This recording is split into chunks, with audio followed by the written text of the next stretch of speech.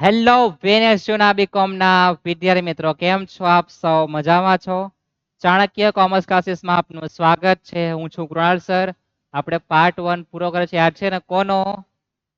Same 3 statistic યાદ છે ને? હા, જેમાં આપણે ખતરનાક દાખલા એન્ટિક પીસ જે આપણું મગજ જબરજસ્ત ફેરવી નાખે છે દાખલા આપણે જોયા ને? વિમાન, ટ્રેન, કાના બટાકા, ટામેટા, રીંગણ અને પછી પેલો યંત્રવાળો દાખલો. હવે આપણે એન્ટિક દાખલા હજુ જે બાકી છે, જે એકદમ સરળ છે, એવા દાખલા આપણે જોવાના છે. બધું આપણું પિક્ચર કમ્પ્લીટ છે. તમે જોઈ શકો આપણે દાખલાની શરૂઆત કરી હતી કાંદા બટાકા વટાણાથી. એનું આપણે પિક્ચર પૂરું કર્યું હતું. ત્યાર પછી આપણે સુરત થી ગોવા ગયા હતા. કેટલી મજા આવે. કાંદા બટાકા થોડું મારે સમજાવવાનું તમારે એ હતું કે તમને કેટલાક એકમ ખબર છે? કયા કયા એકમ તો એકવાર જોઈ લેવું.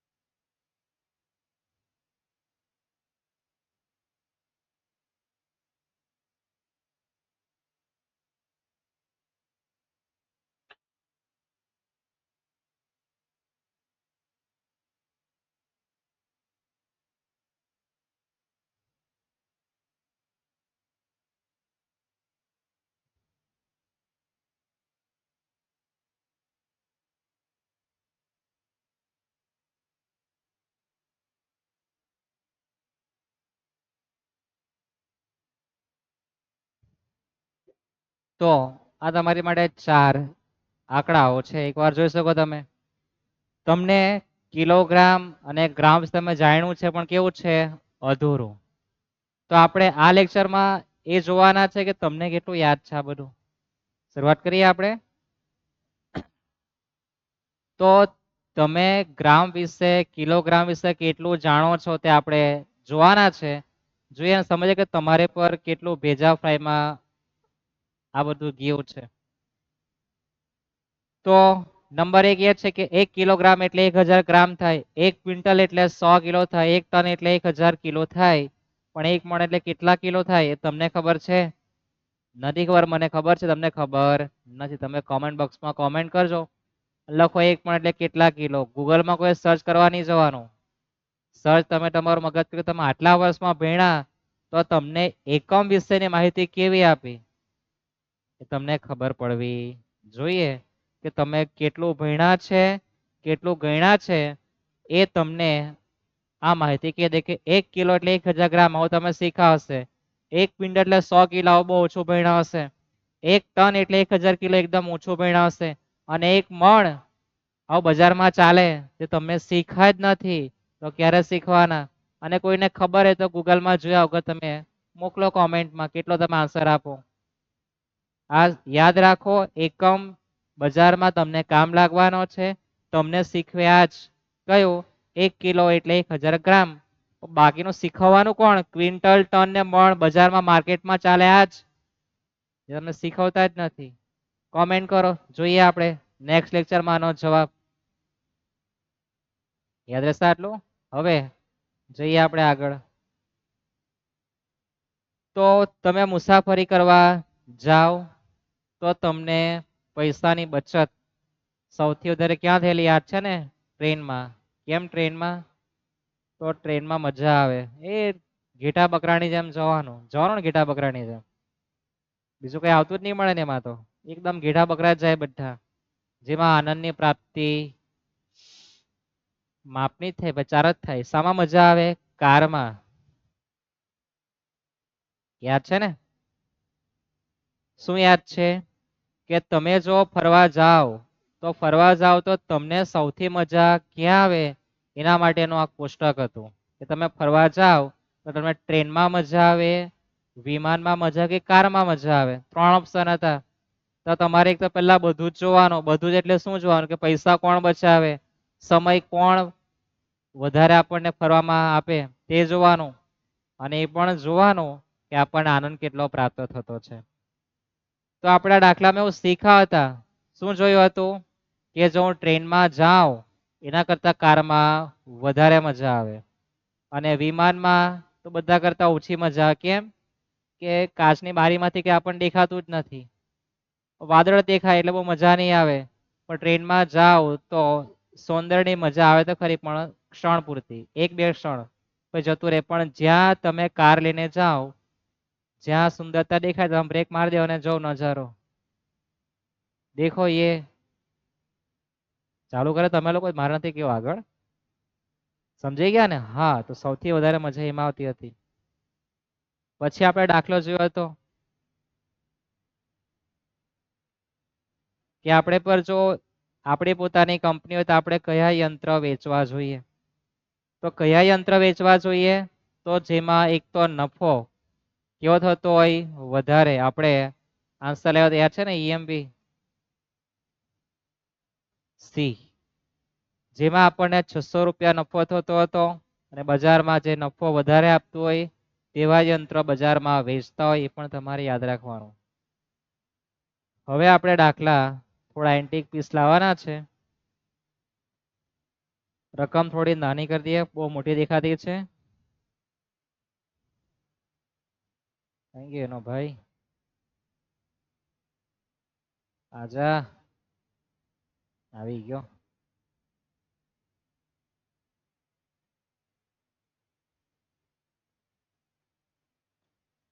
તો વાંચો તો તમને કેવું છે.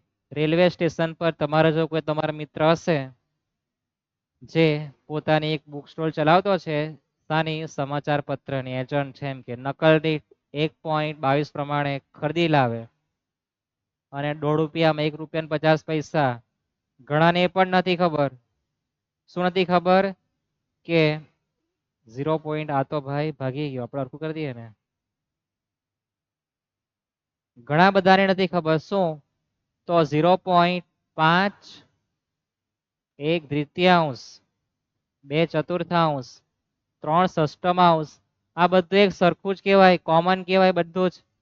કે તમે એના ભાગ્યા કરો કેલ્સીમાં તો બધું સરખું જ આવે. 0.5 એને 1/3 પણ કહેવાય, એને 2/4 પણ કહેવાય, એને 3/6 પણ કહેવાય.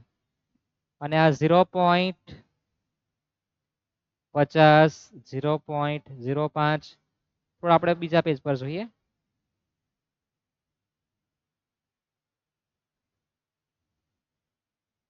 કે 0.5 અને 0.05, આ બે માંથી મોટું કોણ? તમને ઓપ્શન આપે, તમને ખબર નહીં પડે. તમને 0.50 અને 0.050, 0.5 અને 0.50, આમાંથી મોટું કોણ? તો તમને ઓળખવામાં પ્રોબ્લેમ પડે કે આ 0.5 અને ડબલ 0.05, તો બે માંથી મોટો આ માણસ છે, આ બાજુ આ માણસ છે, આ બાજુ બંને કેવા છે? સરખા. પોઈન્ટ પછી વેલ્યુ નથી, આપણને તમે જાણતા નથી.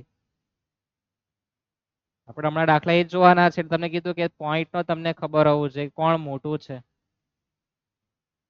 આપણા દાખલા આપણે નજર નાખીએ.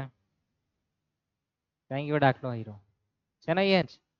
તો એ વેચી નાખે બધા આંકડા પોઈન્ટમાં છે. તમને પોઈન્ટમાં ખબર પડવી જોઈએ, એટલા માટે 2 મિનિટનો સમય બગાડેલો છે. 8 મિનિટ થાય, 9 મિનિટ અમે પહોંચી વધે. સાહેબ દાખલા આ દે ને, આ દાખલા હતો જ છે હવે જો.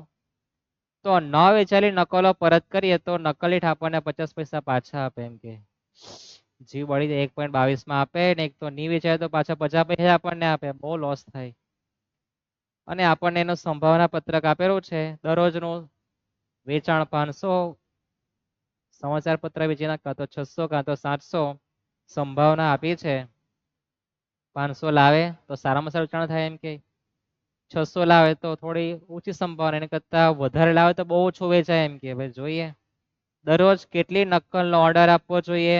ન વેચાયેલી નકલો પરત કરી શકાતી ન હોય તો કાંઈ ઉપજતું નહીં મળે. એમ કે નકલ રિટર્ન તો ઇસ્ટમ દૈનિક ઓર્ડર શોધો. તો આમાં તમારે ઈએમવી ગણવાનું. અપેક્ષિત નાણાકીય મૂલ્ય આવું કઈ અર્થ થતો છે, વાંચો ઇંગ્લિશ ભાષામાં. દરરોજ કેટલી નકલ ઓર્ડર આપવો છે આપણે એના માટે શું ગણવાનું છે? EMV. શું ગણવાનું? EMV. તો આપણે થોડો નાનો કરી દઈએ, આ બધું કાઢી નાખીએ તમારા માટે જે છે તે. દાખલો ખોવાઈ નહીં જવો જોઈએ, અટવાઈ નહીં જવો જોઈએ. 17 નંબરનું પેજ.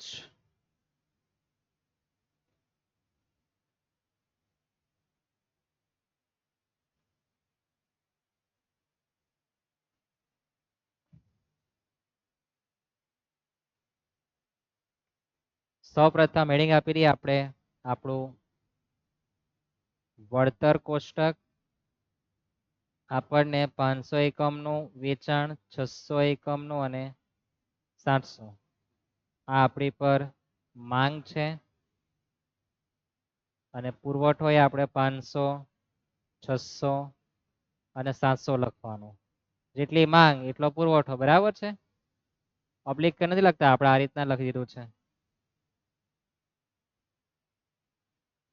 સંભાવના એટલે કે આપણી પીજે, તો 500 માંગવા વાળા હોય ત્યારે સંભાવના 5, 0.3 અને 0.2. આપણે વળતર કોષ્ટક આપણને નફો કેટલો થાય, કેટલા રૂપિયા આપણને મળતા છે તે આપણે જોવાનું છે. તો તમારે સૌપ્રથમ 3 ગણતરી કરવાની છે. કેટલી ગણતરી કરવાની છે? 3. કઈ કઈ? તો તમારે પહેલી ગણતરી કરવાની નફાની. કોની? નફાની. તો નફો કોને કહેવાય? તો નફો એટલે દરેકને ખબર છે કે વેચાણ કિંમત માઇનસ પડતર કિંમત. શું? નફો માઇનસ વેચાણ કિંમત માઇનસ પડતર કિંમત. જાગતે રહો, હા ઊંઘમાં જ જીવે. તો વેચાણ કિંમત માઇનસ પડતર કિંમત છે. તો આપણને ઉપર સૂચના આપી છે કે 1.5 ના ભાવે એટલે કે 50 ના ભાવે છે અને લાવેલો છે 1.22 માં.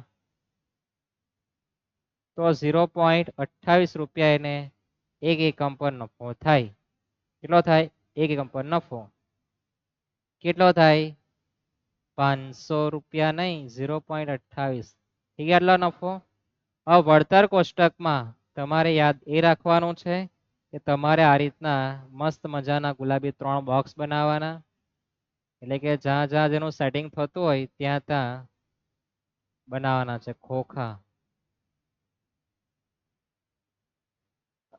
આપણે જે આ ગુલાબી આંખ પાડી છે એમાં આપણે નફો લખવાનો. શું લખવાનું? નફો. 500 માંગ છે, પુરવઠો 500 છે, તો આપણને નફો કેટલો થશે? 0.28. તો 0.28 ગુણ્યા 500 કરો. શું કરવાનું છે? 500 ગુણ્યા 0.28. તો 500 નકલ છે ને 0.28 કરો તો 140 રૂપિયા મને મળવાના છે. એમ કે મારા હાથમાં આટલા રૂપિયા નફો આવવાનો છે. 600 ગુણ્યા 0.28 કરો તો મારા હાથમાં 168 રૂપિયા આવશે. 700 ની માંગ હોય ને 700 વેચાઈ જાય તો મારા હાથમાં 196 રૂપિયા આવશે. એમ કે થાય આટલું. આ રીતના તમારે નફો લખવાનો. શું લખવાનું છે? નફો. ત્યાર પછી તમારે નંબર 2 ની ગણતરી કરવાની. સ્ટોકમાં વધારો. સ્ટોકમાં વધારો એટલે કઈ નથી, તમારા ન વેચાયેલા એકમ એટલે કે કૌંસમાં ન વેચાણ સ્ટોકમાં વધી જાય, તમારા વેચાતા નથી, તો એના માટે આપણે નફો નુકસાન શોધવાનું. તો એમાં બી સૂત્ર લખવાનું, વેચાણ કિંમત માઇનસ પડતર કિંમત. ની વેચાય, પડી રે મારી પર, તે મારે વેચી નાખવા એટલે કે પરત કરવાના. તમને ઉપર સૂચના આપી છે તો વાંચો. નથી વેચાતા શું કરતા છે આપણે? એને ન વેચાયેલી નકલો આપણે એને પરત કરીએ. નકલ દીઠ કેટલા મળે? 0.50. તો આપણે લાવીએ એના કરતા તો ઓછા ભાવમાં પરત લાવીએ. કેટલામાં? 1.22 માં. પડતર કિંમત તમારે તે જ રહેવાની, પણ ની વેચાય એને હું જ્યારે પરત કરવા જામ તો એ પાછો મને 50 પૈસા જ આપે. એમ કે તો મારી પર 0.72, 0.50 માઇનસ 1.22 તો માઇનસ 0.72 એક એકમ પર મને નુકસાન જાય. એમ કે હવે મારા એકમો જો કેવા છે તો 500 ને 600, 100 એકમનો તફાવત છે. તો સ્ટોકમાં વધારે આવ્યો ને તે મેં કેટલા એકમનો કરી દઉં 100 એકમનો. તો 100 એકમનો જોઈએ તમારે ગુણ્યા કેટલા કરવાના 100. તો મને 100 એકમ પર 72 રૂપિયા નુકસાન જાય. આવું કેમ કર્યું? તો મારી પર 100 નો ગાળો છે, તફાવત કર્યો 100 એકમનો છે, તે મારે ગુણ્યા 100 કરી દેવાનું. હવે સ્ટોકમાં વધારો જે છે તે ક્યાં લખવાનો? તો સ્ટોકમાં વધારો કોને કહેવાય તમે જો સમજો. માંગ 500 ની હોય અને તમે ઘરમાં પુરવઠા રાખો કેટલો 600, તો તમને 100 એકમ નું નુકસાન થવાનું છે. કેટલા એકમ નુકસાન થાય 100 એકમનું. સમજાય? રિપીટ કર્યા ફરીથી. તમારા ઘરમાં માંગવા વાળા આવે 500 અને તમારી પર 600 એકમનો પુરવઠો હોય તો તમારી પર 100 એકમ વધવાના જ છે. Simple logic. તો 72 રૂપિયા તમને નુકસાન જાય. કેવી રીતના જાય? તો આપણે સ્માર્ટ વર્ક બી કરવાના છે, સમજવાના છે. પહેલા આપણે સ્માર્ટ વર્ક જોઈ લઈએ. તો આપણી પર આ જે નફો આવે ને એમાંથી આપણે સ્ટોકમાં વધારો માઇનસ કરતો આવવાનું. 140 માઇનસ 72 કરો કેટલા થાય? 140 માઇનસ 72 કરવાના 68. સ્ટોકમાં જે વધારે તમારે નફાની સ્તંભની લાઈનમાં બાદ કરવા, નફા પછીમાં માઇનસ 72 કરીએ તો કેટલા આવવાના છે 4. સમજાય? હવે આવ્યા ક્યાંથી 68 તે પણ સમજી લઈએ. મારી પર 600 એકમ હતા, માંગવાળા કેટલા આવ્યા 500, તો મારા 500 એકમ વેચાઈ જવાના, જેના પર મને નફો કેટલો થવાનો છે 28 પૈસા. અને 100 એકમ જે પડી રહેવાના એના પર અમારે નુકસાન કેટલું જવાનું છે 0.72. તો આપણે 500 ગુણ્યા 0.28 કરીએ તો 140 રૂપિયા થાય. અને 100 ગુણ્યા 0.72 કરી નાખીએ તો મારે 72 રૂપિયા શું કરવા પડે? માઇનસ કરવા પડે. તો કેટલા આવે 68. આપણે સ્માર્ટ વર્ક કરી નાખ્યું ભાઈ. 140 ઓછા કેટલા 72, 68 ઓછા 72 માઇનસ 4. આવું સિમ્પલ ગણિત ગણવાનું. એ 3 બાજુ વળાંક. મોસ્ટ ટાઈમ બી દાખલો છે આ રીતનો એકમ વાળો, યાદ રાખજો. સ્કીપ કરીને જોતા જ નહીં. જો ભાગી ગયા તો પૂરું પિક્ચર. 168 છે, એમાંથી કેટલા માઇનસ કરી દેવાના 72, તે લખવાના કેટલા 96. અને કોઈના પેટમાં ગણ્યા કરજે 600 ગુણ્યા 0.28 અને 100 એકમ 72, 100 ગુણ્યા 0.72 એટલે 72 બાદ કરજે. સિમ્પલ થઈ ગયો આટલું. એટલે નફો ક્યાં લખવાનો? તમારે નફો લખવાનો ક્રોસમાં, અને સ્ટોકમાં વધારે તમારે નફામાંથી સ્તંભમાં માઇનસ કરતો આવવાનું. અને પછી નફાના માથા પર શું? આપણા ઘરના માથા પર શું આવે? છત. છત એટલે અછત. શું અછત?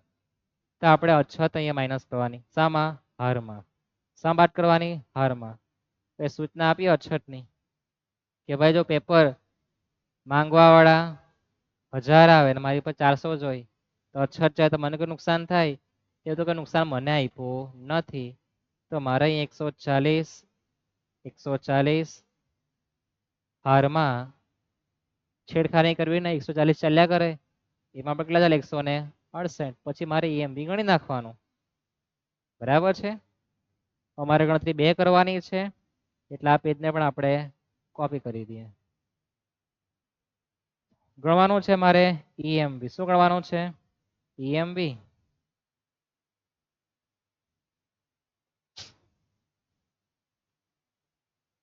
EMB ગણીએ. કેલ્સી ગાળો તમારા હાથમાં છે જ. 140 ગુણ્યા 0.5 m પ્લસ 140 ગુણ્યા 0.3 m પ્લસ 140 ગુણ્યા 0.2 m પ્લસ MRC કરો 140. આખી લાઈનમાં 140 જ છે. સંભાવના એક જ થાય એટલે જવાબ એનો જ આવે. બીજામાં 68 ગુણ્યા 0.5 m પ્લસ 168 ગુણ્યા 0.3 m પ્લસ 168 ગુણ્યા 0.2 m પ્લસ MRC કરો 118 માઇનસ 4. 4 પછી માઇનસનું બટન કયું? પ્લસ માઇનસનું ખૂબચામાં આપે તે. -4 ગુણ્યા 0.5 m પ્લસ 96 ગુણ્યા 0.3 m પ્લસ 196 ગુણ્યા 0.2 m પ્લસ MRC કરો 66, તો તમારો શ્રેષ્ઠ કયો થવાનો છે 140 છે ને, પહેલું જ 500 વાળું. તમારે લખવાનું શ્રેષ્ઠ વિકલ્પ EMV કયો 500. આ જમા જાતે નીચે છાપવાનું છે કે ભાઈ દરરોજ કેટલી નકલ ઓર્ડર આપવાની, તો લખવાનું વિધાન કે દરરોજ 500 નકલનો ઓર્ડર આપવો જોઈએ. તમારે નીચે લખવાનું છે, યાદ છે ને? હા, પહેલા લેક્ચર જોઈને આવજો, પછી ડોક્યુ મારજો, અહીંયા તો મજા આવશે. તો ખબર નહીં પડે સાહેબ હવે તમે પૂરું કેમ કરી નાખ્યું, ભાઈ તારા માટે થોડુંક લખવા બાકી લખે તમે બાકી રાખે તો, હા એટલે બાકી રાખ્યું. જઈએ આપણે નેક્સ્ટ લેક્ચરમાં. એટલે કે ભાઈ ન વેચાયેલ નકલો પરત કરી શકાતી ન હોય તો કોઈ રકમની ઉપજ થતી નથી એમ કે. એટલે કે આ સ્ટોકમાં વધારો રૂપિયા આપણા કઈ ઉપજતા જ નથી એમ કે, તો શું થાય, તો આપણે જે વેચાણ કિંમત જે છે તે હવે આપણે કઈ નહીં આપે એમ કે, એટલે લખવાના કેટલા 0 રૂપિયા. તો આપણને હવે નુકસાન કેટલું થાય એક નકલ પર 0.22, કેટલા 1.22 નું આપણને નુકસાન થવાનું, ગુણ્યા 100 એકમ કરીએ તો 122 રૂપિયા મારું નુકસાન આવે. કેટલું 122 નહીં કે 72. આપણને પૈસા મળતા બિલકુલ નથી. તો અહીંયા ખબર છે આપણે માઇનસ કરેલું કેટલો 140 ઓછા 72 કલાક, એની જગ્યાએ 140 ઓછા 122 કરો, કેટલા 18. નફો તમારે 50 રૂપિયા ઘટી જવાનું. 140 ઓછા 122 કરો, કેટલા આવે 18, માઇનસ 122, કેટલા આવવાના છે અહીંયા 104. ટૂંકમાં તમારો નફો 50 રૂપિયા ઘટી ગયો. એ જ પ્રમાણે બાજુ 168 માઇનસ 122 46 થવાનું.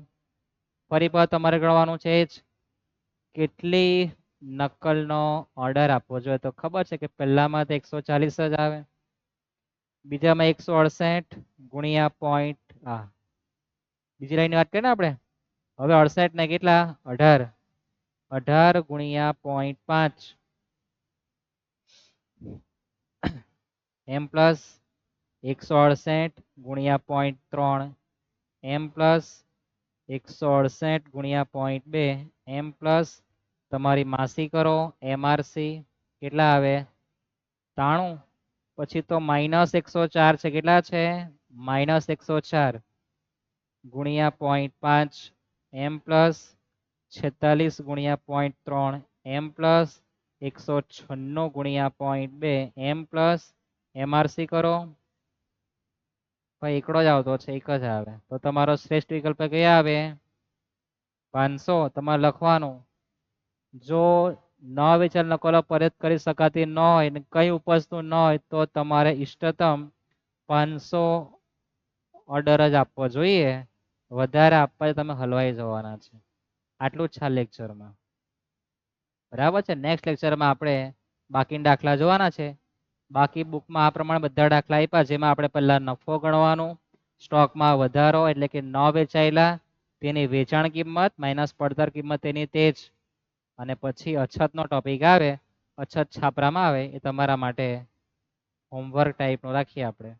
ટૂંકમાં આપણી પર આ દાખલામાં અછત કેટલી આપે 20 રૂપિયા, કેટલી આપે અછત 20 રૂપિયા આપે, તો 140 માંથી 20 બાદ કરી દેવાના. આ અછતનો ટોપિક છે. નફો જે આવે એમાંથી બાદ કરતા જાઓ. 168 માંથી 20 બાદ કરો તો 148. આ અછત છે. અછત તમારે હારા માઇનસ કરવાની, સ્ટોકમાં વધારો સ્તંભમાં માઇનસ કરવાનું. યાદ રાખજો, માંગ આમ ભરાય, આપણે દાખલા માંગ આમ ભરવાની. સમજાયું? પુરવઠો, તો પુરવઠો આમ મૂકવામાં આવે, આપણે આમ મૂકવાનો. યાદ રહેશે? આ તમારા મિત્રને કે સાહેબે દાખલા 4 ગણાવેલા છે, મોસ્ટ આઈએમપી છે, આટલું જ જોવાનું. આમાંથી આના જેવું સેમ પિક્ચર રહેવાનું છે, આંકડા બદલાઈ જશે પણ આના જેવો જ કોઈ એક દાખલો હશે એની ગેરંટી હું તમને આપું. એક ને બે દાખલા. હા, જીએસટી મીએસટી બધું આવે.